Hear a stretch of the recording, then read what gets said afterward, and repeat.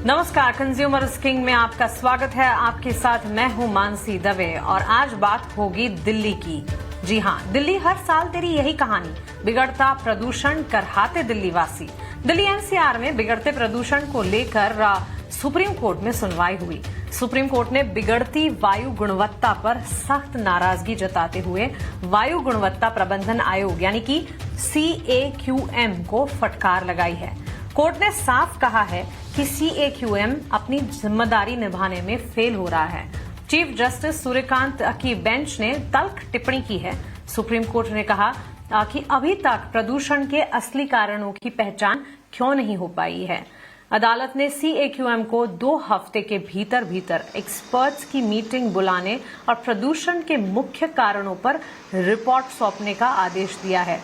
वहीं पड़ोसी देश चीन में भी एक वक्त ऐसा था जब प्रदूषण ने हाहाकार मचा रखा था। बीजिंग की हवा इतनी जहरीली हो चुकी थी कि लोगों का घर से निकलना मुश्किल हो चुका था।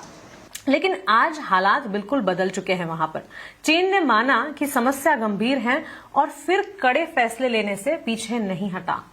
फिलहाल जब चीन पोल्यूशन पर कंट्रोल कर सकता है तो भारत क्यों नहीं? ऐसे कई सवाल उठते हैं। पहला सवाल, दिल्ली एनसीआर के प्रदूषण पर CAQM अगर फेल है तो फिर जिम्मेदारी किसकी? दूसरा, बिगड़ते प्रदूषण के असली कारण अब तक क्यों नहीं बताए जा रहे हैं? तीसरा सवाल, दिल्ली एनसीआर में हर साल प्रदूषण की समस्या समाधान कब मिलेगा? चौथा सवाल, प्रदूषण पर कंट्रोल लगाने के लिए लॉन्ग टर्म प्लान कब शुरू होगा? और सबसे इंपॉर्टेंट, दिल्ली वासियों को कब मिलेगा प्रदूषण से निजात? इन तमाम सवालों के जवाब खोजने की आज कोशिश होगी कंज्यूमर किंग में। इसी मुद्दे पर हम बातचीत करने वाले और ये बातचीत करने के लिए हमारे साथ एक्सपर्ट्स की पैनल जुड़ गई हैं। अश्विनी दुबे हमारे साथ जुड़ेंगे, वकील है सुप्रीम कोर्ट के। विमलेंदु झा हमारे साथ जुड़ गए हैं, ग्रीन द मैप के CEO है। पंकज कुमार एनवायरमेंटलिस्ट हमारे साथ जुड़ेंगे। तमाम एक्सपर्ट्स का बहुत शुक्रिया अपना समय हमें देने के लिए, हमारे साथ जुड़ने के लिए। विमलेंदु झा जी से शुरुआत करेंगे। Thank you so much for giving your time to us. इस पूरी स्थिति को किस तरह से रीड कर रहे हैं आप? और ये अभी ऐसी स्थिति नहीं है जो पहली दफा हम सुन रहे हैं। दिल्ली में इस तरह की तकलीफ का शिकार दिल्ली वासी हर साल होते हैं। अब चीन अगर प्रदूषण पर काबू पा सकता है तो भारत क्यों नहीं? दिल्ली क्यों नहीं? भारत और चीन की नीति में सबसे बड़ा फर्क क्या है?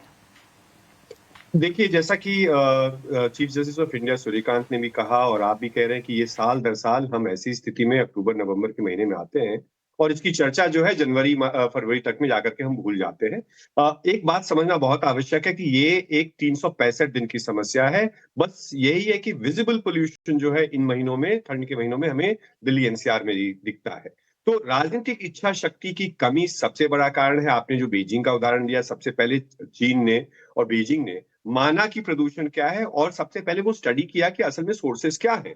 जो सुप्रीम कोर्ट ने भी कल कहा है, CAQM को फटकार लगाई है, ये कहा है कि आप अभी तक ये क्यों नहीं पता कर पाए हैं कि असल में हमारे स्रोत क्या है? क्योंकि बार बार हम कभी पराली का नाम लेते हैं, कभी हम थर्मल पावर प्लांट्स का नाम लेते हैं, व्हीकल्स का नाम लेते हैं इसके ऊपर। तो सबसे पहले जब तक हम जानेंगे नहीं कि हमारे स्रोत क्या है और किस परसेंटेज में, किस महीने में, कौन से कारणों से प्रदूषण फैलता है दिल्ली में या दिल्ली के आसपास या पूरे भारत में, तो तब तक हम इसका निवारण नहीं कर पाएंगे। साथ ही साथ बीजिंग ने एक बहुत अच्छी चीज ये की थी कि सबसे पहले एडिक्वेट रिसोर्स एलोकेट किया था। बीजिंग का अगर आप बजट देखें तो लगभग 15,000 करोड़ सालाना एक शहर के ऊपर खर्च कर रहा था। और अगर आप भारत के का जो क्लीन एयर प्रोग्राम है उसके बजट को देखें तो एवरेज 25 करोड़ रुपए ही एलोकेट किया गया है एक शहर को एक साल में।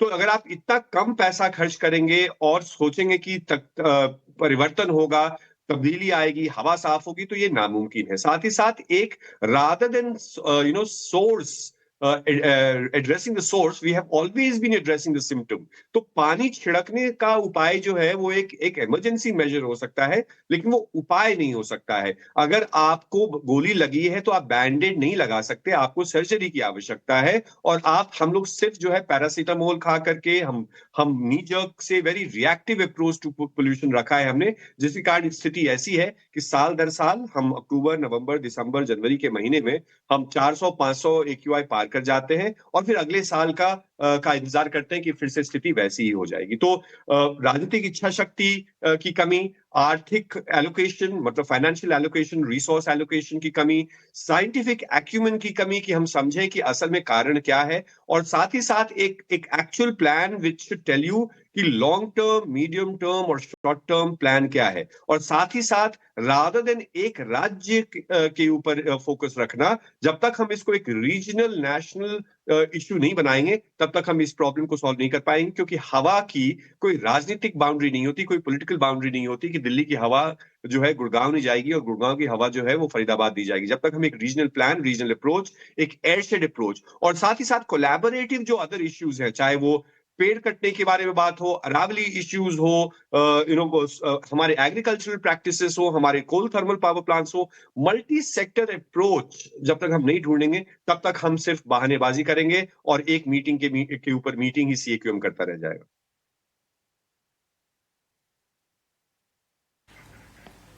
Absolutely, I completely agree to all that you are saying. हमारे साथ अश्विनी दुबे जी भी जुड़े हैं, सुप्रीम कोर्ट से एडवोकेट एंड रिकॉर्ड और एनवायरमेंटलिस्ट हैं। अश्विनी जी, लीगल एंगल से बेहतरी से इस पूरी की पूरी स्थिति को आप समझा पाएंगे, बताएं इसका सीरियसनेस कितनी है, लीगल फ्रंट पर क्या कुछ हो रहा है, और सुप्रीम कोर्ट ने सीएक्यूएम को फेल बताया है। क्या अब इस संस्था की जवाबदेही तय करने का समय आ चुका है? जवाबदेही तो जब भी पोल्यूशन आता है तो सुप्रीम कोर्ट के, अगर आप स्टेटमेंट्स देखें, सुप्रीम कोर्ट के ऑर्डर्स देखें, तो तय करने की तो बात होती है हमेशा।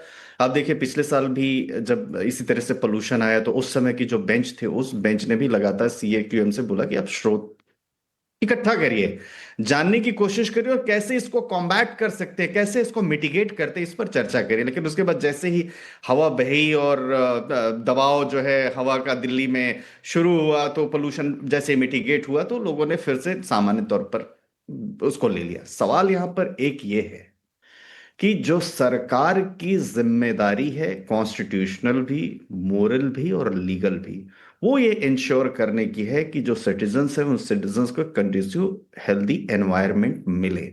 तमाम हमारे देश के कानून भी हैं, आप देखिए, चाहे एयर पोल्यूशन कॉम्बैट करने के लिए एक्ट हो, चाहे वाटर पोल्यूशन कॉम्बैट करने के लिए एक्ट हो, उनकी ऑन ग्राउंड क्या वास्तव में सरकारें और एग्जीक्यूटिव उसको एनफोर्स कर रही है? पहला क्वेश्चन ये है। दूसरा क्वेश्चन ये है कि आज से नहीं, आप देखिए कि एनजीटी में जस्टिस स्वतंत्र कुमार जब चेयरपर्सन थे, जस्टिस स्वतंत्र कुमार ने भी तमाम डायरेक्शन दिया। दिल्ली हाईकोर्ट जब उस समय जब ग्रीन बेंच नहीं बनी थी, दिल्ली हाईकोर्ट सुनवाई करते समय तमाम उसने डायरेक्शन दिया कि अब दिल्ली एनसीआर का जो पोल्यूशन है उस पोल्यूशन को दूर करिए। तो कभी वैक्यूलर पोल्यूशन का, कभी हम बाहर से स्टेज 1, स्टेज 2, स्टेज 3 की बात करके, और हमने BS4 BS5 व्हीकल्स की बात करके, कभी हमने कहा कि बाहर से जो गाड़ियां आती हैं डीजल व्हीकल्स उनको हम बैन कर देते हैं, फिर कभी कहा कि यहां पर धुआं नहीं किया जाएगा। इस तरह के तमाम छोटे छोटे उपाय हुए, लेकिन एक जो कारण जरूरत थी और जिसके लिए ये आयोग बना था, वायु गुणवत्ता प्रबंधक आयोग सीएक्यूएम, वो किसी भी तरीके से अपनी ड्यूटीज को डिस्चार्ज करने में सफल नहीं रहा। तो अब आंसरेबिलिटी किसकी है? जहां पर मल्टी जो स्टेक होल्डर्स हैं वो कई राज्यों के, जैसे राजस्थान भी हो गया, पंजाब भी हो गया, हरियाणा भी हो गया, उत्तर प्रदेश भी हो गया, दिल्ली हो गया। नंबर 2, ऐसी जगह, ये भी नहीं है कि ये कोई रूरल या सिंगरौली जैसी जगह है जहां पर कि लाखों टन मैट्रिक टन कोयला रोज जल रहा है और वहां पर ऐसा पोल्यूशन है कि इंडस्ट्रियल पोल्यूशन है। ऐसी जगह जहां प्राइम मिनिस्टर रहते हो, प्रेसिडेंट ऑफ इंडिया रहते हो, एनवायरमेंट क्लाइमेट मिनिस्टर रहते हो और तमाम कॉन्सुलेट जनरल के ऑफिसर्स हो, सेंट्रल पोल्यूशन कंट्रोल बोर्ड का ऑफिस हो, वहां भी अगर एयर पोल्यूशन कम नहीं हो पा रहा है तो इसका मतलब यह है कि कंप्लीट एक जो फेलियर है गवर्नमेंट का। नंबर 3, जो पैसों की बात होती है, खासतौर से ऐसा नहीं है कि टैक्सेस, खासतौर से जो एनवायरमेंट मैनेजमेंट प्लान में पैसा होता है वो पैसा नहीं है सरकार के पास। सिर्फ कमी, जैसा विमलेन ने भी बताया, सिर्फ कमी एक बात की है, क्लियर इंटेंशन, विल पावर की, इसको कॉम्बैट करने के लिए। और ये कोई पहली बार समस्या नहीं है, ये तमाम ऐसी समस्याएं चली आ रही। कभी हमने कहा कि स्टबल बर्निंग है, तो चलो स्टबल बर्निंग के लिए उन्होंने कहा कि आप सब्सिडी देना शुरू करिए, किसानों को मदद करिए, किसान जो है वहां पर करे। फिर बाद में स्टबल बर्निंग नहीं है, वेक्यूलर पोल्यूशन, फिर वेक्यूलर पोल्यूशन की तरफ काम करना। लेकिन एक जो ज्वाइंट अकाउंटेबिलिटी के साथ इसके कारण का पता लगा करके और उसको कॉम्बैट करने के लिए, उसको मिटिगेट करने के लिए जो उपाय होने चाहिए वो नहीं हुए। तो अब ब्लेम गेम, अब देखिए जैसे ही शुरू किया सुप्रीम कोर्ट ने, तो सुप्रीम कोर्ट की जो दिल्ली की सरकार है, दिल्ली सरकार ने कहा पिछले 10 सालों में पोल्यूशन पर क्या होगा उसकी चर्चा होगी। यानी आपने ये जानने की कोशिश की कि 10 सालों में सीएजी की रिपोर्ट आई, 10 सालों में कितना पैसा एनवायरमेंट मैनेजमेंट पर खर्च हुआ और क्यों नहीं खर्च हुआ। यानी आप आज के आगे की चर्चा नहीं कर रहे हैं। और दुनिया में बीजिंग ऐसा एग्जांपल है, बीजिंग में जिस तरह से एयर फिल्टरेशन प्लांट्स लगे, वो उन्होंने वहां की हवा, जिस तरह पोल्यूशन था उस पोल्यूशन को दूर किया। अब रही बात, सबसे बड़ी बात आती है थर्मल पावर प्लांट्स की।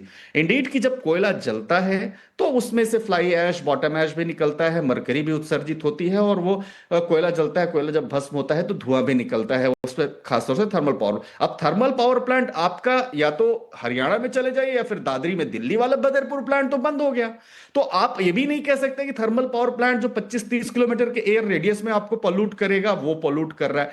अब सवाल सिर्फ इतना है कि क्या वो वेक्यूलर पोल्यूशन है, उस पर भी नहीं आ रहे हैं आप, क्या वो स्टबल बर्निंग है, उस पर भी नहीं आ रहे हैं आप, या क्या रीजन है किस वजह से ये पोल्यूशन है। क्योंकि पोल्यूशन हमेशा AQI PM 2.5 और PM 10 की 50 से भी नीचे होना चाहिए, 10 से नीचे होना चाहिए। और यहां हमारे पास मापक यंत्र ही नहीं है कि हम पता कर सके। आप देखिए कई जगह आनंद विहार और ऐसी जगहों पर तो 1000 से ज्यादा होगा, मुझे लगता है रेड जोन में हमेशा रहता है। तो सरकार का फेलियर तो इसमें है। और कोर्ट्स भी क्या कर ली, अल्टीमेटली एग्जीक्यूट ऑर्डर किसको करना है, एग्जीक्यूशन की जिम्मेदारी तो एग्जीक्यूटिव के डोमेन में जी है। अश्विनी जी। जी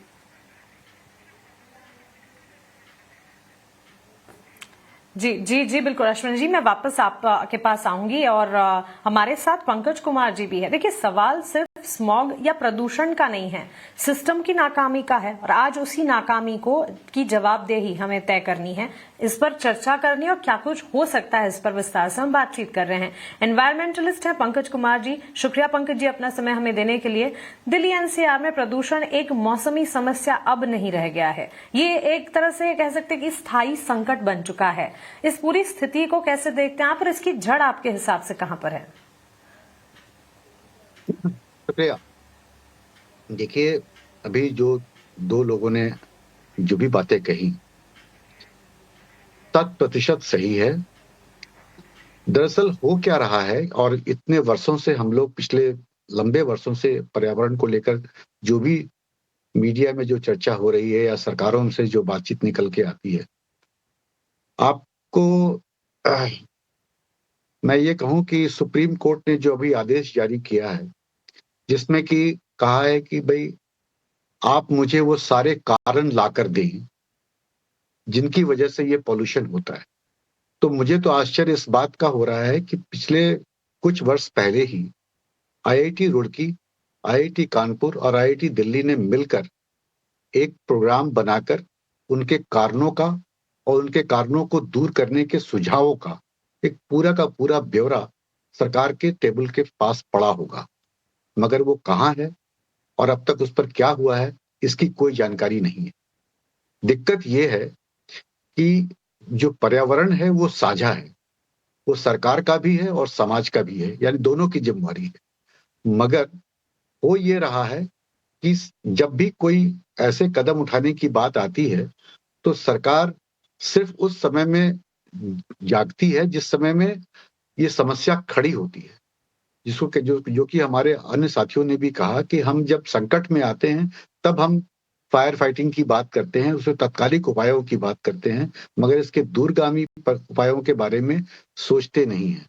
संकट धन का नहीं है, संकट जो है वो कानून का नहीं है, संकट इस बात का है, या कारण अगर आप कहें तो कारण ये है कि सरकार और समाज दोनों को मिलाकर जो जिम्मेवारी तय होनी चाहिए और जहां समाज का जो सहयोग मिलना चाहिए ना, वो नहीं हो पा रहा है। हम समाज को दोष इसलिए नहीं दे पाते हैं क्योंकि सरकार अपने कामों में जितना पीछे चल रही है तो समाज की जागरूकता आपको उसमें दिखाई नहीं देगी। जैसे कि अभी एक नया कानून पास हुआ जिसमें कि सल्फर के लेवल को कम कर दिया गया है। आप ये देखिए कि पर्यावरण को लेकर जितनी भी अवहेलना होती है, पिछले लंबे वर्षों में पर्यावरण को लेकर जो भी अवहेलना हुई है उसमें दंड के प्रावधान होने के बावजूद भी कौन सी ऐसी फैक्ट्री, कौन से ऐसे लोग या कौन से ऐसे संस्थाओं को दंडित किया गया, कुछ खास आपको उसका परिणाम दिखाई नहीं देगा। और इसी वजह से समाज को भी जो अपनी जागरूकता दिखानी चाहिए ना, वो भी अपने आप को बहुत ही निसहाय पाती हुई है ना, कुछ कर नहीं पाती है। दिक्कत यहाँ ये है कि सरकार कुछ प्रावधान को जो उसको लागू करने की बात करती है, वो सिर्फ उन समयों में बात करने की कोशिश करती है जिस समय ये संकट खड़ा होता है। मगर अब आप जो अभी क्लाउड बर्स्टिंग की जो बात हो रही थी ना, जो कि नाकामयाब रहा ना, अगर हम इनके पैसों के बारे में बात करें तो आप देखेंगे कि पिछले लंबे वर्षों से हम लोग ये बात कह रहे हैं कि जो पैसे इस पर खर्च किए जाते हैं, क्या सरकार ने कोई अपने श्वेत पत्र जारी किए हैं? नहीं। हर सरकार एक दूसरे पर नाकामयाबी का ठीकरा फोड़ती रहती है। मुझे नहीं लगता है कि इस तरह के उपायों से और ऐसे कदमों से न हम कोई रास्ता निकाल पाएंगे। अगर हमें इसका, आप चाहे बीजिंग का उदाहरण ले लें या किसी अन्य जगह का या किसी भी दूसरे महानगर का उदाहरण ले लें जो हमारे देश से बाहर है न, उन लोगों ने जो उपाय किए, वो उपाय हमारे यहाँ तभी संभव होगा जब सरकार इस बात के लिए एडमेंट होगी कि अपनी उस तमाम राजनीतिक इच्छा शक्ति को लेकर उतरेगी और समाज का सहयोग लेकर उतरेगी, तभी इसमें कुछ कार्य हो पाएगा। अन्यथा आप हमेशा कभी गाड़ियों को, कभी कंस्ट्रक्शन को, कभी किसी चीज को आप दोष देते रहेंगे न, और उसका कोई समाधान निकल कर मुझे आता हुआ नजर नहीं आ रहा है। और अब तो स्थिति ये आ गई है कि मीडिया की बातों का भी अब कोई खास असर नहीं होता है। बिल्कुल बिल्कुल, बात यही है कि इसका समाधान, कोई परमानेंट सोल्यूशन कोई निकल ही नहीं पा रहा। विमलेंदु झा जी, एक बार फिर से आपकी तरफ आना चाहेंगे। सरकार हर साल इमरजेंसी मोड में आ जाती है, जिस तरह से पंकज जी भी अभी हमें बता रहे थे। क्या दिल्ली को अब स्थायी समाधान की जरूरत नहीं है आपके हिसाब से? और क्या हम आज भी प्रदूषण के असली स्रोतों को पहचानने में नाकामयाब हुए हैं?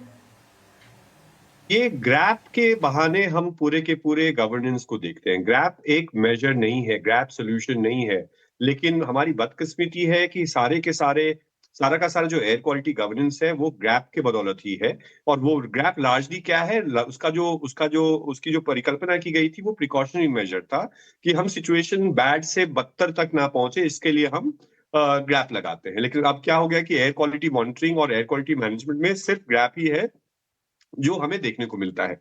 नोन सोर्सेस सबको पता है, इतनी सारी स्टडीज, चाहे वो सरकार के द्वारा हो या फिर इंडिपेंडेंट रिसर्च ऑर्गेनाइजेशंस द्वारा हो या फिर बहुत सारे और जो इंटरनेशनल एकेडमिक ऑर्गेनाइजेशंस हैं, इंस्टीट्यूशंस हैं, यूनिवर्सिटीज हैं, उन सबों ने इसका आकलन किया है कि हमारे स्रोत क्या है और 365 दिन हमारे सोर्स क्या होते हैं।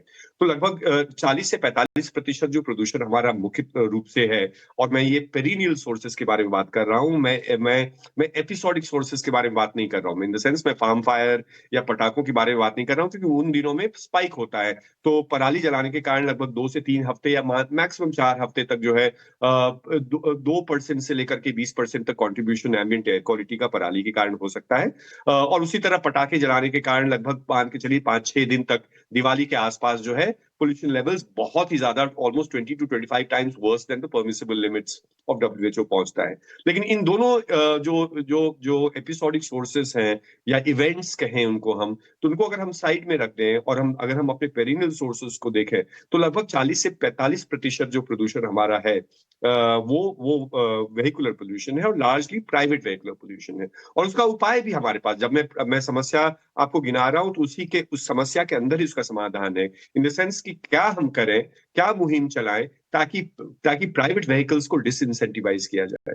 कैसे हम, लगभग हमारे पास 5,000 बसों का डेफिसिट सिर्फ दिल्ली में है, और अगर हम बोलते हैं कि एक एयरशेड अप्रोच होना चाहिए, तो दिल्ली, गुड़गांव, फरीदाबाद, गाजियाबाद, इन चारों शहरों को मिलाकर के कम से कम 10,000 से 12,000 इलेक्ट्रिक बसेस जो first mile last mile friendly हो, साथ ही साथ अफोर्डेबल हो, साथ ही साथ सेफ हो, और साथ ही साथ पूरे के पूरे मेट्रो और बस की इनका नेटवर्क, जो मेट्रो बस कहते हैं, उसकी परिकल्पना करनी बहुत ही आवश्यक है, क्योंकि 45% प्रदूषण जो है हमारा, वो वेहिकुलर पोल्यूशन है, और कैसे हम इंसेंटिवाइज करें। तो transport mobility sector is one of the main pollutants in that sense. इसके बाद आप देखें, जो कि 2.5 है, 2.5 में लगभग 10 से 12% प्रदूषण का जो कंट्रीब्यूशन है वो कोल थर्मल पावर प्लांट से। लगभग हमारे पास 15 कोल थर्मल पावर प्लांट्स है 300 किलोमीटर के रेडियस में दिल्ली के आसपास, जो कि सल्फर डाइऑक्साइड के एमिशन नॉर्म्स फॉलो ही नहीं करते हैं, जो कि एक बेसिक एफजीडी नॉर्म्स होते हैं, वो फॉलो नहीं करते हैं। 20 से 30% प्रदूषण जो है हमारा, वो कंस्ट्रक्शन एंड डिमोलिशन एक्टिविटीज, जो कंस्ट्रक्शन डिमोलिशन डस्ट हो, चाहे वो रोड साइड डस्ट हो, उससे आता है। और इस सारे, चाहे आईआईटी खड़गपुर की रिपोर्ट देख लें, आईआईटी दिल्ली की रिपोर्ट देख लें, यूनिवर्सिटी ऑफ शिकागो की रिपोर्ट देख लें, लैंसेट की रिपोर्ट देख लें, हार्वर्ड की रिपोर्ट देख लें, बहुत सेंटर फॉर साइंस एनवायरनमेंट की रिपोर्ट देखें, हम लोगों की अपनी निजी स्टडीज देखें, सब में ऐसा ही है। साथ ही साथ बायोमास बर्निंग है, ओपन बर्निंग ऑफ गार्बेज है, इंडस्ट्रियल एमिशंस है। तो सोर्स हमें पता है, लेकिन सोर्स जो है आपकी सुविधा अनुसार बदल नहीं सकता है, based on political narrative. At the end of the day आपको एक अपनी जिम्मेदारी निभानी पड़ेगी। You will have to be honest with your science, और both in terms of identification of problem, also identification of solution. ये क्लाउड सीडिंग जैसी चीजें जो है वो बेकार है, वो आज तक दुनिया में कहीं कारगर नहीं हुई है, लेकिन हेडलाइन भले ही उससे बन जाता है कि हम कृत्रिम वर्षा लाएंगे। साथ ही साथ ये स्मोक टावर्स या पानी छिड़काव, अगर आप देखें तो वायु प्रदूषण को नियंत्रण के को लेकर के आपको दिल्ली में सिर्फ ये गाड़ियां मिलेंगी जो पानी का छिड़काव कर रही है, तो उससे कुछ भी फायदा नहीं होता है। एक temporary settlement of ambient dust, जो कि सिर्फ और सिर्फ लगभग 20 फीट के रेडियस में उसको डस्ट को सेटल करता है टेम्परेरीली, उसके अलावा और कुछ नहीं होता है। उससे पीएम 2.5 का कुछ नहीं होता। बाकी जो नाइट्रोजन ऑक्साइड है, सल्फर डाइऑक्साइड, बाकी गैसेस, बाकी ओजोन, जो लार्जली हम AQI कहते हैं, तो AQI के जो 6 इंडिकेटर्स है, उसमें से सिर्फ PM10 जो है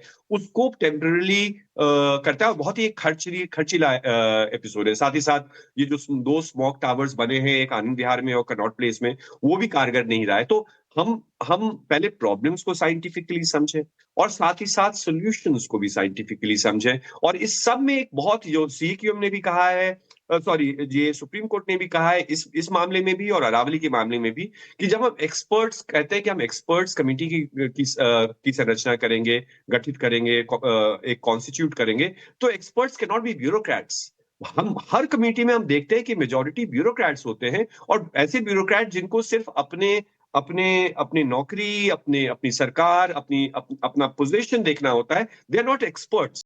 सो at the end of the day इन सारे इश्यूज में एक्सपर्ट्स का मतलब होता है डोमेन एक्सपर्ट्स, लोग जो जमीनी तौर पे काम करते हैं, जो साइंस समझते हैं, ना कि बाबूज जो कि अपने, और पूरा का पूरा CQM जो है लार्जली अगर आप देखें उसकी जो संरचना है, it's not a body of experts, it's just a body of top bureaucrats from different states and different ministries. Absolutely.